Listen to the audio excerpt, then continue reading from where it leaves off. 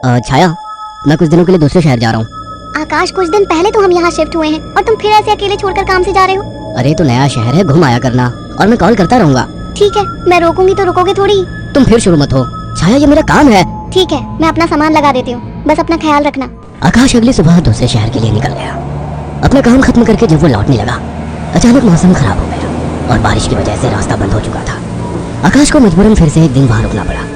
अपनी बैरियत को दूर करने के लिए वो बाजार की ओर निकल आया। पास में ही छोटा बाजार लगा हुआ था।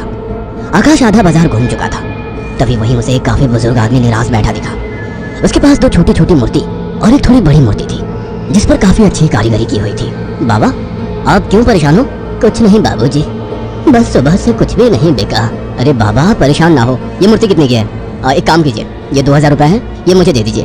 बुजुर्ग ने डरते और झिझकते हुए कहा, लेकिन बेटा ये मूर्ति शापित है। ये सब बकवास बातें होती है बाबा, कोई शाप वाप नहीं होता है। लाओ ये मूर्ति मुझे दे दो। बुजुर्ग ने कांपते हाथों से उस मूर्ति को आकाश को दे दिया। रात में आकाश होटल के कमरे में गया और फोन पर छाया से बात करने लगा। उसे ठंड सी महसूस होने लगी। फोन रखकर वो सोने के लिए लेट गया। रात गहरी हो चुकी थी, बारिश की वजह से ठंड थी, पर उसे अचानक गर्माहट महसूस होने लगी। उसे अच्छा लग रहा था। उसे महसूस हुआ जैसे कोई उससे चिपक कर लेटा हो।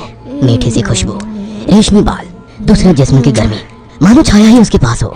वो लगातार नींद में किसी के स्पर्श को महसूस कर रहा था। अचानक उसे अपने शरीर पर वजन महसूस हुआ। वह अचानक से उठकर बैठ गया। कमरे में बिल्कुल अंधेरा था।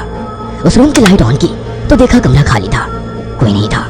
कमरा ठंडा था पर उसे पसीना आ रहा था। अगले दिन सुबह वो जल्दी होटल से निकल गया और शाम होते होते घर आ गया। छाया को फोन किया तो पता लगा वो माँ के यहाँ गई है, आज ही आने वाली है।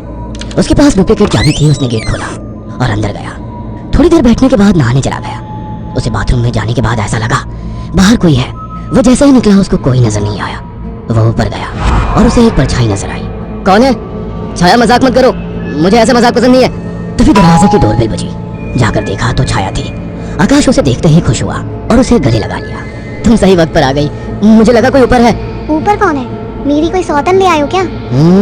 कैसी बात करती हो? अच्छा छोड़ो, मैं कुछ खाने का बना लूं, फिर बात करते हैं। हाँ ये ठीक है, मुझे ही भूख लगी है। अच्छा ये देखो कितनी सुंदर मूर्ति है। खाने के बाद वो अपने दोनों कमरे में प्यार की बातें करते हुए अपने निजी पलों के आनंद में लीन होकर सो गए। मगर आधी रात को आकाश को वही खुशबू स्पर्श महसूस हुआ। उसे लगा छाया को आज ज्यादा ही प्यार आ रहा है और वो जो कर रही है करने दो।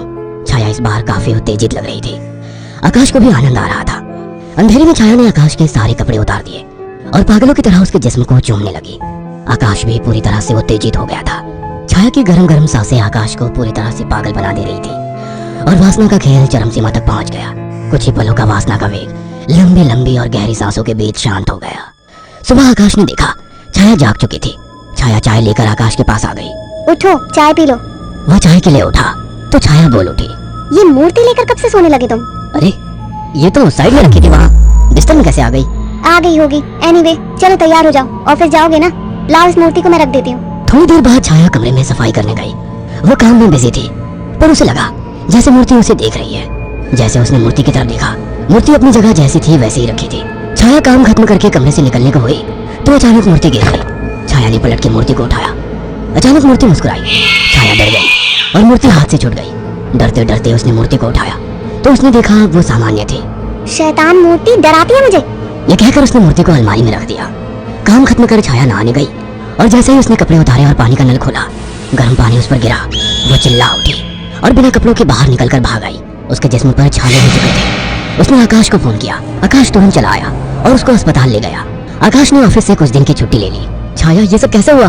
पता नहीं, नल से गर्म पानी अचानक निकला। मुझे सब अजीब सा लग रहा है, मानो मुझे कोई देख रहा हो। तुम आराम करो, मैं कुछ खाने को लेकर आता हूँ। छाया लेटी हुई थी। अचानक उसने ध्यान दिया, मूर्ति उसकी ही तरफ घूर रही थी। अचानक उसे याद आया कि मूर्ति को तो उसने अलमारी में रख दिया था।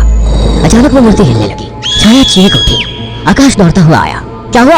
ये मूर्ति अभी खुद चली थी। तुम्हारा वहम होगा छाया। मगर रात को आकाश को फिर से चुंबन के स्पर्श महसूस हुए।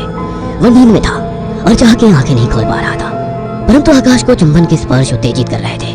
उसके मुंह से आवाजें निकल रही थी।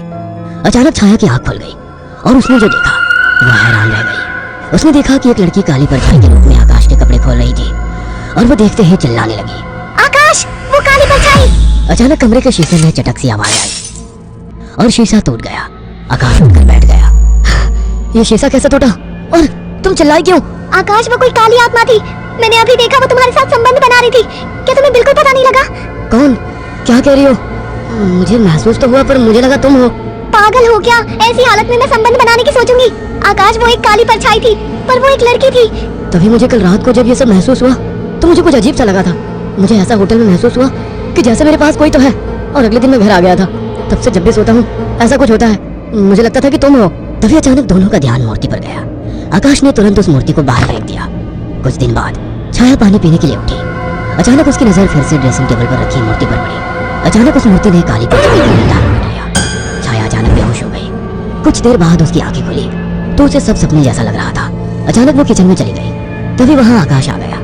अरे पहले ठीक तो हो जाती। मैं तो ठीक हूँ। अच्छा। हाँ, आज तो मुझे एक अलग ही सुबह लग रही है। ओके, अब चलो आराम करो। मैंने तुम्हारे लिए कुछ दिन की छुट्टी ली है। अगर ऐसा है तो मुझे खूब प्यार करो। आज आकाश को छाया कुछ बदली बदली सी लग रही थी। खाने के वक्त भी छाया काफी अजीब तरीके से खा रही थी, जैसे वो बरसों से भूखी हो। छाया क्या हुआ? आराम से खाओ। रात ठीक से खाया नहीं था ना, तो मुझे जोरों की भूख लग रही है। वैसे आज मीट बना काफी अच्छा है। गाँव में अम्मा ने सिखाया था। अम्मा ने? कौन सी अम्मा ने? तुम तो कभी गाँव गई ही नहीं। वो सब छोड़ो, सुनो ना, मेरा मन रोमांस का हो रहा है।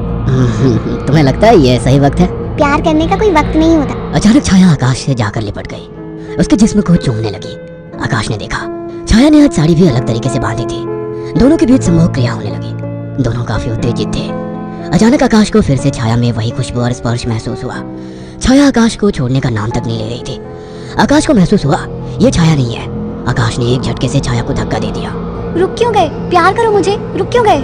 आवाज में भारीपन था। आकाश की आंखें बंद थी, पर जैसे ही उसने आंखें खोली, जिसमें छाया का था लेकिन चेहरा किसी और का था। आकाश ने कांपती आवाज में कहा, मेरी बीवी कहाँ है? छाया के चेहरे के हाव भाव बदलने लगे। उसका चेहरा सफेद और आंखें काली थी।